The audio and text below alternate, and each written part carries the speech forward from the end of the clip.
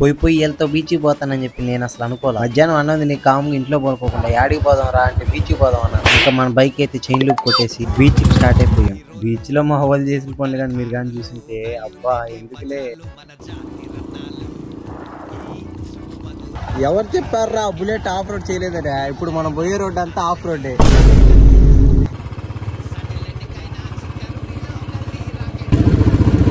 ఆ ఇసుకలో దాన్ని తీసుకోపోయేసరికి దేవుడు కనిపించాడు రా నాకు. అయితే మటుకు పర్వాలేదు తీసుకోపోయినా. వెనకాలైతే బీచ్ ఉంది, ముందర మన బ్యూటీ ఉంది. అడ్జస్ట్ చేసి మంచి సినిమాటిక్ క్లిప్స్ అయితే తీస్తా.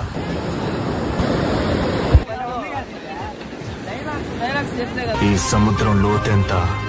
బీచ్కి వచ్చినందుకైతే చాలా సంతోషంగా ఉంది. ఎందుకంటే వీళ్ళందరితో కలిసి వచ్చి ఓయమ్మ ఎప్పుడో చిన్నప్పుడు వచ్చాము. మళ్ళీ మన బైక్ చాలా రీల్స్ అయితే తీసాం, అప్లోడ్ చేస్తా చూడండి.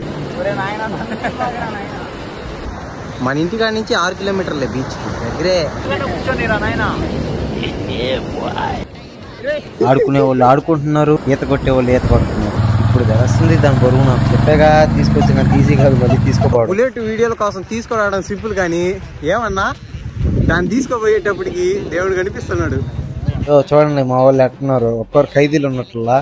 ఇదిగో ఇదేందో తెలిస్తే కామెంట్ చేయండి. చెప్పాక మా వాళ్ళు సామాన్యులు కాదు, ఒక్కరు అక్కడ ఏం చేద్దామా. ఇదిగో 3 బుల్లెట్లు. అయినా బీచ్ రోడ్ పోయేటప్పుడు ప్రశాంతంగా ఉంటుంది. మీకు ఈ రోడ్ ఎక్కడో తెలిస్తే కామెంట్ చేయండి. సరే ఇంకేమైతేనా వచ్చే వీడియోలో మళ్ళీ కలుసుకుందాం. బాయ్.